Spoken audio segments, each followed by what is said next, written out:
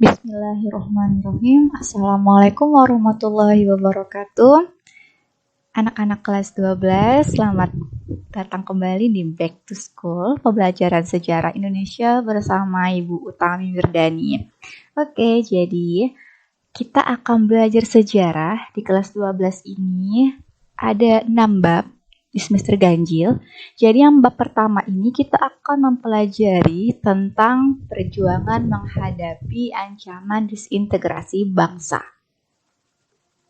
Nah, perjuangan menghadapi disintegrasi bangsa ini dibagi menjadi 2 sub. Sub yang pertama itu tentang berbagai ancaman disintegrasi bangsa. Nah, kita harus tahu dulu apa itu disintegrasi. Nah, disintegrasi ini konotasinya negatif. Nah, temannya adalah integrasi. Kalau integrasi itu menyatukan, kalau disintegrasi itu berarti memisahkan atau memecahkan. Ini akan terjadi pada tahun 1945 sampai 1965. Di sub kedua, kita akan belajar tentang upaya mempertahankan integrasi bangsa. Ini dilakukan oleh para tokoh dari Sabang sampai Merauke untuk mempertahankan kedaulatan Republik Indonesia. Selanjutnya, di sub pertama di bagian A itu dibagi lagi menjadi 3 bagian. Yang pertama adalah pergolakan akibat perbedaan ideologi. Yang kedua adalah pergolakan akibat perbedaan kepentingan. Yang ketiga adalah pergolakan akibat yang berkaitan dengan sistem pemerintahan. Nah, yang akan kita bahas pertama kali itu adalah pergolakan akibat perbedaan ideologi. Di dalam sub ini ada 3 bagiannya. Yang pertama adalah pemberontakan PKI di Madiun. Yang kedua adalah pemberontakan Darul Islam atau garis miring Tentara Islam Indonesia. Yang ketiga yang paling terkenal dan paling kalian ketahui adalah pemberontakan G30S garis miring PKI. Baiklah, kita akan bahas satu persatu. Yang pertama adalah latar belakang pemberontakan PKI di Madiun. Nah, di sini ada latar belakangnya. Pemberontakan PKI yang terjadi pada tahun 1948 atau yang biasanya dikenal sebagai peristiwa Madiun adalah pemberontakan komunis yang terjadi pada tanggal 18 September 1948 di kota Madiun. Nah, pemberontakan ini dilakukan oleh Front Demokrasi Rakyat atau PDR yang terdiri atas Partai Komunis Indonesia atau PKI, Partai Sosialis Indonesia atau PSI, Partai Buruh Indonesia atau PBI, Pemuda Rakyat, dan Sentral Organisasi Buruh Seluruh Indonesia. Pemberontakan ini diawali dengan jatuhnya Kabinet Republik Indonesia yang pada waktu itu dipimpin oleh Amir Syarifuddin.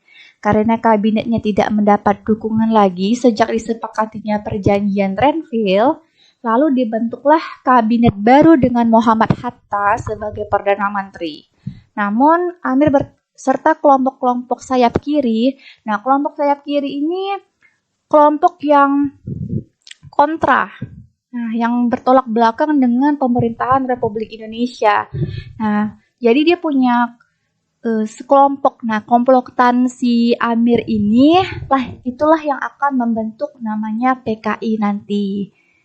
Nah, dia akan melakukan gencatan atau pemberontakan karena tidak senang gitu ya dengan dengan kabinet yang dibuat oleh Muhammad Hatta. Nah, selanjutnya dalam sidang Politbiro PKI pada tanggal 13 sampai 14 Agustus 1948, ini ada orang bernama Musso. Dia adalah seorang tokoh komunis Indonesia yang lama tinggal di Uni Soviet, sekarang Rusia, menjelaskan tentang pekerjaan dan kesalahan partai dalam dasar organisasi dan politik. Jadi pencetus pemberontakan PKI di Madiun ini sebenarnya adalah Musso. Dia ini yang mempengaruhi Amir Syarifuddin. Jadi karena klop, karena sepaham, sevisi gitu ya. Jadi dia membentuklah tadi namanya PKI dengan aliran Marxisme-Leninisme. Nah, di sini pengikutnya siapa saja yang sebelumnya mengikuti Amir Syarifuddin? Salah satunya adalah Partai Buruh Indonesia. Nah, selanjutnya Musso menggelar rapat raksasa di Jogja. Nah, kalau kalian pernah menonton tentang film G30 SPKI, di situ nampak yang mana Musso, yang mana Amir Syarifuddin, yang mana Nyoto, yang mana Lukman, dan segala macam. Jadi di sini Musso menggelar rapat raksasa di Jogja. Di sini dia melontarkan pentingnya kabinet presidensial diganti jadi kabinet Front Persatuan. Musso juga menyerukan kerjasama internasional, terutama dengan Uni Soviet, untuk mematahkan blokade Belanda. Untuk menyebarkan gagasannya, Musso beserta Amir dan kelompok-kelompok kiri berencana untuk menguasai daerah-daerah yang dianggap strategis, salah satunya di Jawa Tengah dan Jawa Timur, yaitu Solo, Madiun, Kediri, dan lain-lain. Nah, penugasan itu dilakukan dengan agitasi, demonstrasi, dan aksi-aksi pengacauan lainnya. Namanya pemberontakan, itu pasti kesannya negatif. Tidak ada yang positif. Pemberontakan berarti menolak sesuatu. Bisa salah satunya caranya dengan tadi pergolakan. Nah, bisa merusak suatu daerah dengan menghancurkan fasilitas-fasilitas umum. Nah, salah satunya seperti itu. Nah, rencana itu diawali dengan penculikan dan pembunuhan tokoh-tokoh yang dianggap musuh di kota Surakarta, serta mengadu domba kesatuan TNI setempat, termasuk kesatuan Siliwangi yang ada di sana. Siliwangi itu, divisi Siliwangi dipimpin oleh Mayor Jenderal A.H. Nasution. Nah, mengetahui hal itu, pemerintah langsung memerintahkan kesatuan TNI yang terlibat adu domba untuk memulihkan keamanan di Surakarta dan sekitarnya. Nah, dipimpin oleh Gatot Subroto. Next. Nah, ini orang-orangnya. Yang pertama adalah ini Pak Musso. Yang kedua yang di tengah ini adalah Amir Syarifuddin. Yang selanjutnya ini adalah DN Aidit. Yang di bawah ini Lukman. Yang sebelahnya adalah Nyoto. Ini hanya sebagian dari kelompok sayap kiri. Nah, ini salah satunya. Ada 5 orang. Orang-orang penting dari si sayap kiri.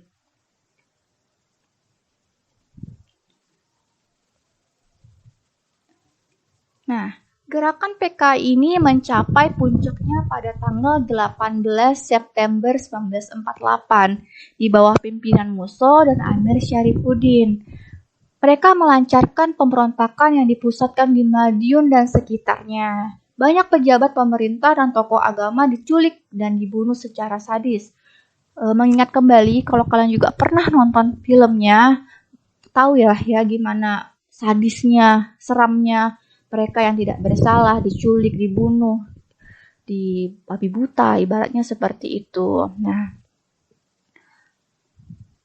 kemudian setelah mereka melancarkan aksinya, si Musso Amir Syarifuddin ini kemudian memproklamasikan berdirinya Negara Republik Soviet Indonesia, gabungan Republik Indonesia dengan Uni Soviet. Nah, kelompok ini seringkali melakukan aksi-aksinya, di antaranya yang pertama adalah melancarkan propaganda anti pemerintah, jadi kayak mengadu domba, menghasut gitu.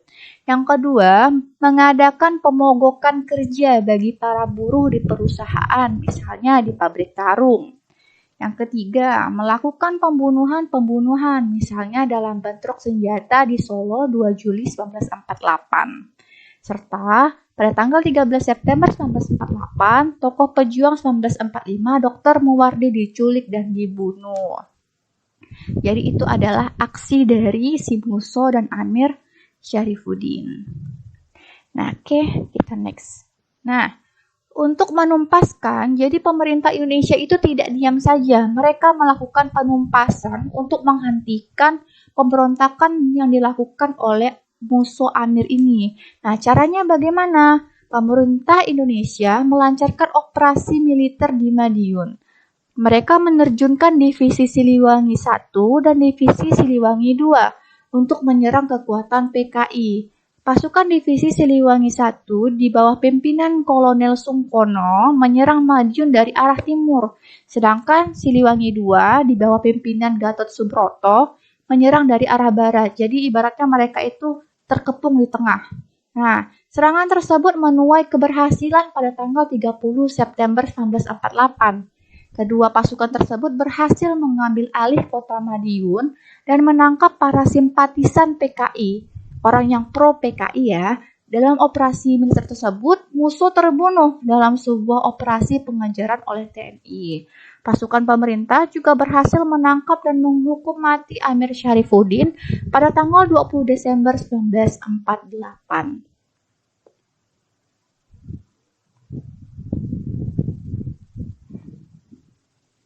Nah, ini adalah foto-foto yang terjadi PKI Madiun. Bisa dilihat orang-orang yang pro gitu ya dengan PKI, yang bergabung dengan kelompok PKI, mereka akan ditangkap, diinterogasi. Kalau mereka tidak mengaku, mereka dibunuh hidup-hidup dan dimakamkan secara satu liang lahat seperti itu. Nah, bisa dilihat di pojok kiri, orang-orang yang diikat pakai tali ini adalah simpatisan PKI, yang pro dengan PKI yang melawan pembentukan Republik Indonesia. Mereka diinterogasi, itu bisa dilihat senapannya udah langsung mengarah. Kalau tidak mengaku, langsung tembak. Seperti itu.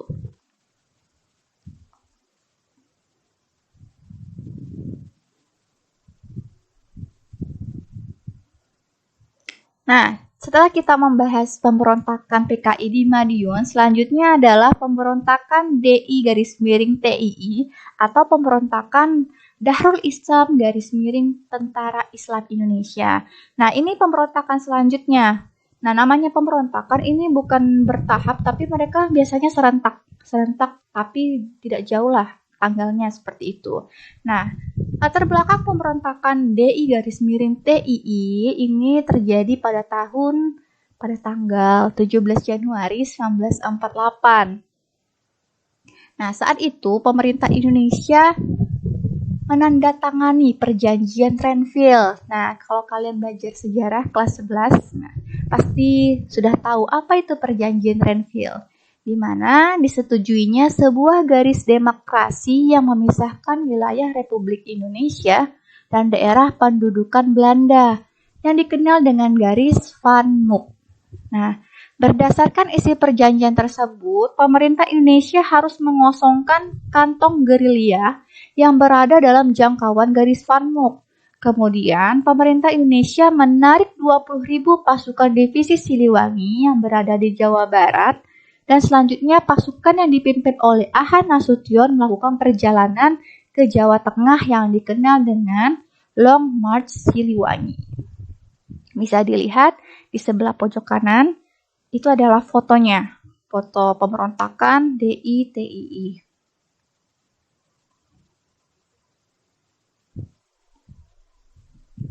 Nah, jalannya pemberontakan DI-TII ini karena yang pertama adalah berdasarkan perpindahan pasukan divisi Siliwangi yang tadi harus mengosongkan Jawa Barat, ada salah satu orang gitu ya, namanya Kartosuwiryo. Beliau merupakan pemimpin Laskar Hizbullah yang berkuasa di pedalaman Jawa Barat.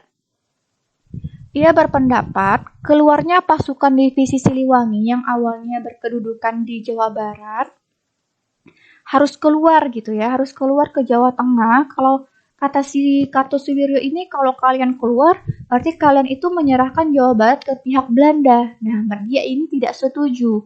Nah, sikap pertentangan Kartosuwiryo ini kepada pemerintah Indonesia ditunjukkan melalui pembentukan Gerakan Darul Islam atau DI dan Tentara Islam Indonesia. Dalam gerakan tersebut, Kartosuwiryo berupaya mewujudkan cita-cita pendirian negara Islam. Pada 7 Agustus 1949, DI-TII resmi terbentuk di Desa Cisayong, Tasikmalaya, Jawa Barat. Nah, karena tadi ini adalah bertentangan dengan pembentukan Republik Indonesia ibaratnya dianggap memberontak secara diam-diam, membentuk sebuah komunitas gitu ya.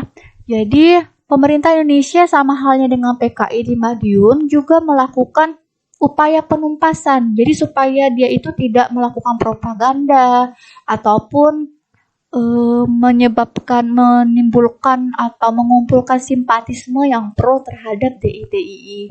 Maka penumpasannya itu ditandai dengan pelaksanaan operasi Baratayuda pada tanggal 1 April 1962.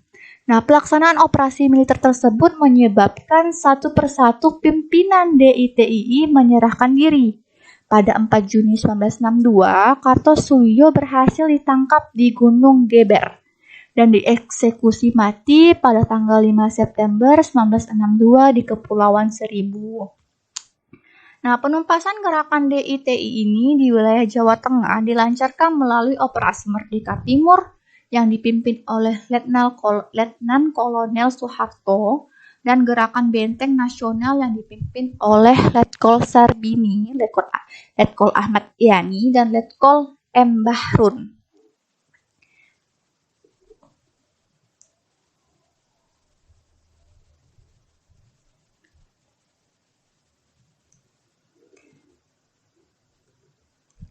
Oke, selanjutnya yang paling kalian kenal dan paling kalian ketahui, bahkan ada beberapa yang juga sudah menonton videonya. Kalau kalian punya videonya, itu kira-kira 3 jaman durasi filmnya. Ibu juga pernah nontonnya, tapi di akhir cerita itu tidak klimaks, tidak apa sih selanjutnya gitu, belum terjawab. Nah, di sini akan kita bahas sedikit tentang G30 SPKI atau Gerakan 30 September _PKI. Ini adalah pemberontakan yang paling terkenal. Sampai sekarang pun orang masih percaya, masih takut ibaratnya kalau ketemu dengan orang PKI atau Partai Komunis Indonesia ini. Nah,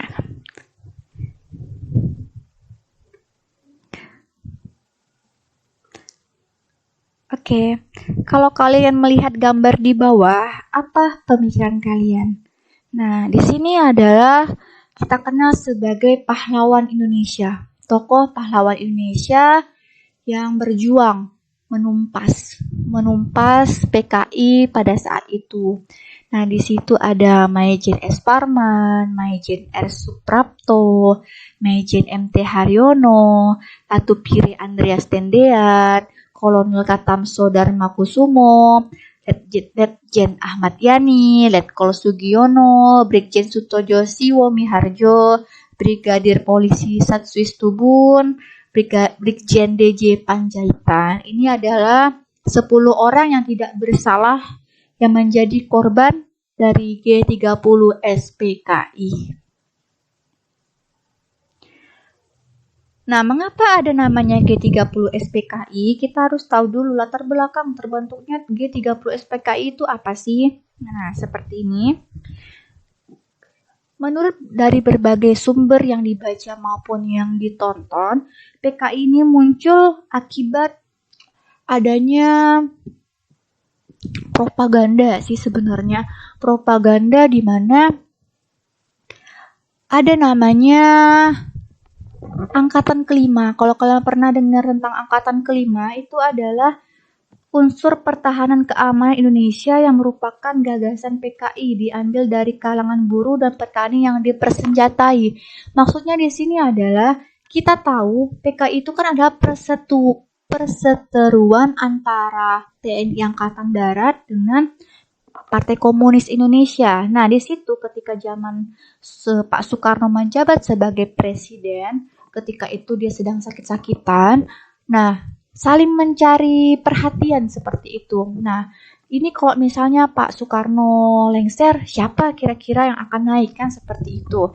Nah, TNI Angkatan Darat kan adalah pasukan yang sangat istimewa seperti itu. Nah, PKI itu juga ingin hal yang sama.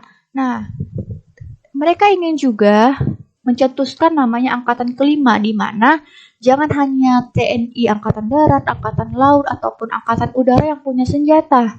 Orang yang seperti buruh atau petani juga harus punya senjata. Itu yang ingin diperkasai oleh PKI tersebut. Nah, hal ini tidak disetujui oleh TNI. Nah, muncullah tadi pergolakan ataupun dendam terhadap TNI Angkatan Darat sehingga melakukanlah pemberontakan tadi si PKI itu. Nah, jalannya pemberontakan G30 SPKI ini pada tahun 1965. Nah, sejak awal 1965, PKI berhasil menanamkan pengaruhnya di jajaran pasukan pengawal presiden, Angkatan Udara, dan beberapa unit Angkatan Darat. Nah, kedekatan PKI dengan Angkatan Udara tampak dari pelaksanaan latihan kemiliteran yang memanfaatkan fasilitas AURI di Lubang Buaya. Pasti tidak asing kan dengan kata lubang buaya seperti itu. Nah, latihan kemiliteran yang diikuti sekitar 3.000 anggota PKI dan organisasi binaannya tersebut disamarkan sebagai latihan sukarelawan untuk konfrontasi dengan Malaysia. Nah, kenapa ada konfrontasi dengan Malaysia? Karena waktu itu pada tahun sekitar 1965, Indonesia itu tidak mengakui kemerdekaan Malaysia. Nah, jadi di situ tadi untuk latihan lah ibaratnya. Bersama PKI tadi, buruh dan petani berlatih di AURI di Lubang Buaya. Nah, ketika persaingan antara PKI dan Angkatan Darat memanas, kesehatan Presiden Soekarno tiba-tiba menurun. PKI khawatir Angkatan Darat akan mengambil alih kekuasaan secara sepihak jika Presiden wafat atau tidak mampu menjalankan tugasnya. Menyikapi kekeresahan tersebut, PKI mengambil langkah untuk menyingkirkan pimpinan Angkatan Darat. Salah satunya tadi adalah Menjen S. Parman, Lejen Ahmad Yani, R. Suprapto, dan lain-lain. Nah, pada tanggal 30 September 1965, pasukan pendukung PKI di bawah pimpinan Letnan Kolonel Untung Sutopo menculik dan membunuh sejumlah petinggi Angkatan Darat yang dianggap anti-komunis. Aksi pemberontakan tersebut dikenal dengan Gerakan 30 September. Nah, petinggi Angkatan Darat yang menjadi korban dalam pemberontakan G30 SPKI tertera di foto yang sebelumnya Ibu sebutkan. Dan juga yang menjadi korbannya adalah putri dari, ada yang tahu? Aha Nasution. Ini terkenal sekali dan pengawalnya. Nah, sasaran utama dalam pemberontakan G30 SPKI sebenarnya adalah Mayor Jenderal Aha Nasution. Berhubung si jenderal ini sedang keluar kota, tidak ada di tempat, sehingga ibaratnya PKI tidak ketemu dengan mangsanya, jadi anak buahnya yang kena seperti itu. Nah, jadi ketika si PKI masuk ke dalam rumah Pak Aha Nasution, dia tidak menemukan Pak Aha Nasution. Jadi yang dibunuh siapa? Namanya anaknya sama pengawalnya, Ade Irma Suryani dan Letnan 1 Pire Tandean. Ini adalah pengawal dari Pak Aha Nasution yang menjadi korban. Mereka diculik, dibunuh, dikubur hidup-hidup di Lubang Buaya. Sangat sadis. Kalau mereka tidak mengaku, itu mukanya, wajahnya itu dicocol pakai puntung rokok. Jadi ataupun pakai sayatan pisau. Jadi sangat-sangat kejam, kasihan sekali. Jadi kalau mereka tidak mengaku, ya mukanya dicocol pakai rokok tadi. Akhirnya mukanya jadi rusak, badan mereka tersayat-sayat, bahkan mereka dikubur hidup-hidup. Kasihan, sangat kasihan. Di Lubang Buaya ini tidak jauh dari Pangkalan Udara Halim Perdana Kusuma. Nah, setelah mengetahui itu cukup jauh juga, cukup lama, baru sadar bahwa anak buahnya tidak ada, akhirnya Aha Nasution ini mencari gitu, di mana anak buahnya yang diculik oleh PKI. Mereka menyusuri Lubang Buaya, akhirnya ditemukanlah satu persatu mayat para tokoh tersebut. Nah, tidak tinggal diam, pemerintah Indonesia langsung melakukan upaya penumpasan pemberontakan G30 SPKI pada tanggal 1 Oktober 1965. Mayor Jenderal Soeharto selaku Panglima Komando Strategis Angkatan Darat atau Kostrat mengambil alih pimpinan Angkatan Darat.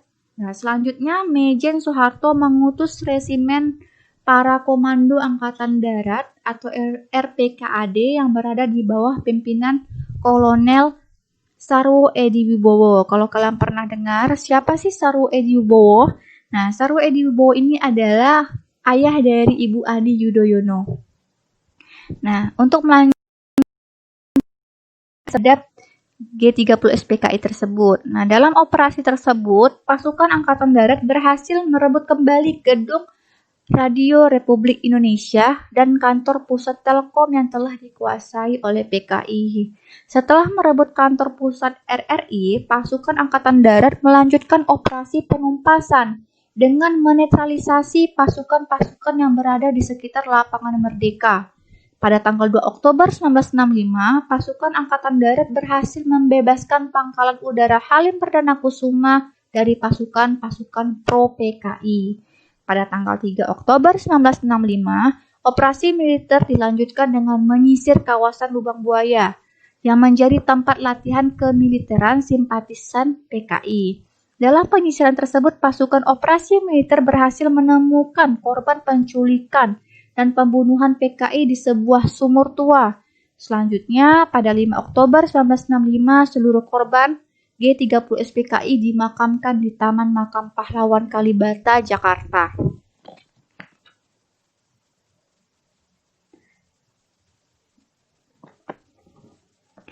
Jadi kira-kira dari tanggal 30 September sampai tanggal 5 Oktober itu cukup lama ya baru ditemukan. Kasihan.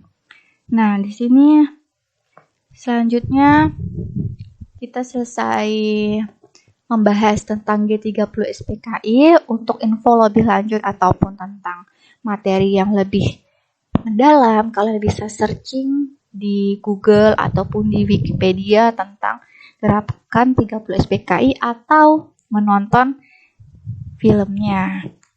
Oke.